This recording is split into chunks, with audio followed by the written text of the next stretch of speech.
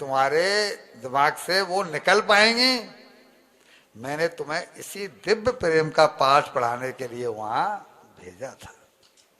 उद्धव जी, मुझ त्रिलोकीनाथ के खजाने में एक जो सबसे अनमोल हीरा है, कोकड़ा जी, भगवान कृष्ण उद्धव जी से कह रहे हैं कि उद्धव जी, मुझ त्रिलोकीनाथ के खजाने में एक जो सबसे अनमोल रत्न है वह है विरह। उसका नाम है विरह। वह विरह रत्न मैं उसी को देता हूं जिससे मैं सबसे ज्यादा लाड़ करता हूं। मैंने जानबूझकर अपनी गोपियों को वह विरह दिया है, क्योंकि उनके निष्काम के प्रेम के बदले यदि मैं उन्हें त्रिभुवन की सारी संपदा दे दूं तो भी उनके लिए वो व्यर्थ है। मैं उनका ऋण त्रिभुवन को गिरवी रख दूं तो भी चुका नहीं पाऊंगा। हे उद्धव, अब आपको समझ में आया होगा कि मेरे आंसू क्यों बहते थे। ये स्थिति भैया जी बड़ी ऊंची स्थिति है। इसको तब तक नहीं समझ पाएंगे जब तक हम ये जान नहीं लेंगे कि ये गोपियां हैं कौन। और प्रथम दिन हमने आपको यही समझाने का प्रयास किया था कि कथा के अंत तक पहुंचते पहुंचते आपके मन से वो कांटा नहीं निकलेगा अगर इनके स्वरूप को समझ नहीं लिया तो। त्रिभुवन को मैं गिरवी रख दूं तो भी उसका मूलधन तो क्या ब्याज भी नहीं चुका सकता। अरे यह प्रेम रोग ही तो एक ऐसा तत्व है जिससे जीव मुझे खरीद सकता है। वो बेचे तो मैं बिक जाऊं। क्या अर्थ है?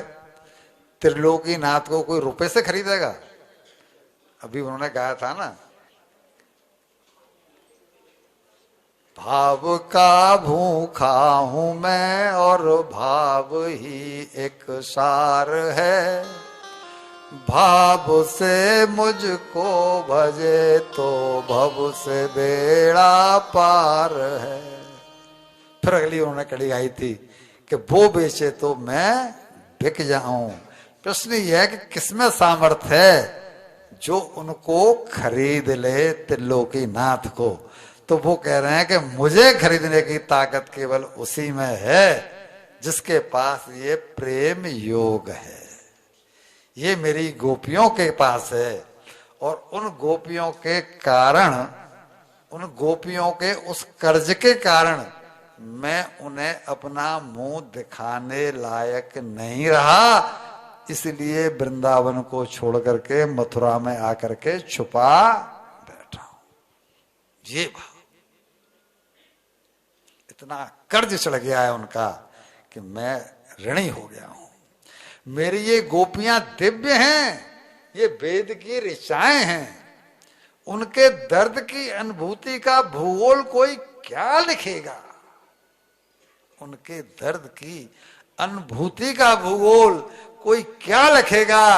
उनकी दर्दीली तड़प के बोल कोई क्या लिखेगा?